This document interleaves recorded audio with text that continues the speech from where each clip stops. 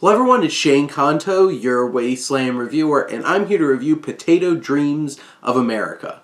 What a charming little title. This is a fun, dark comedy autobiography focusing on a young Russian boy who happens to be gay growing up in the Soviet Union, and him and his mother experiencing their life in the Soviet Union, and then when she becomes a mail-order bride, when he comes to America and experiencing the American dream and growing up and trying to discover himself and finding his own path.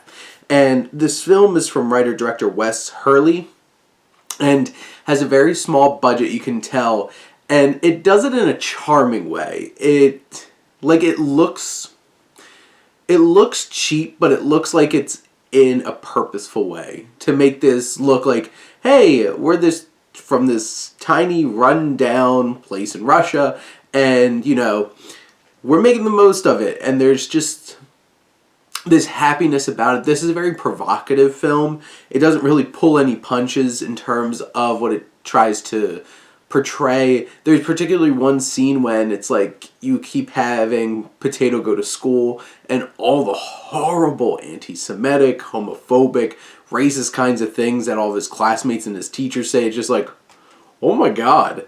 And it doesn't pull away from like that hatred and those things that he actually experienced in his life. But also, it knows how to play things off for laughs, and also knows when to be more meaningful and poignant, because this is a story that this person went through, and it's meaningful, and you can tell this film was very personal. And it's funny. There's definitely moments throughout that you're going to laugh, you're going to find the dark humor in life, but also it's emotionally resonant. You can feel the different kinds of things that he went through, and that there's a lot of challenging moments. There's abuse. There is all kinds of things that his mother go throughout this film. It's a crazy journey from a child in a very not understanding and very toxic place, coming to America when his mom becomes a mail-order bride, and then him finally growing up and being able to be himself and going off and expressing himself physically. And you go through a lot of very open sexual encounters, and there's this one particular montage with a lot of sexual encounters with a lot of fun commentary thrown in as they're just like communicating through all of these different sexual encounters with all these men that he's having these affairs with. And it's a lot of fun, but also something that's oddly sex positive. And I feel like this film really acknowledges homosexuality and transgenderness and all these different kinds of things in a very direct and meaningful way. And you have Potato, his mom, his grandmom, and they're all enjoyable. You have some really strong performances from the actors in this film that portray these characters, whether it's DeLaria, you have Jesus Christ in this, randomly popping up as a character played by Jonathan Bennett. You have,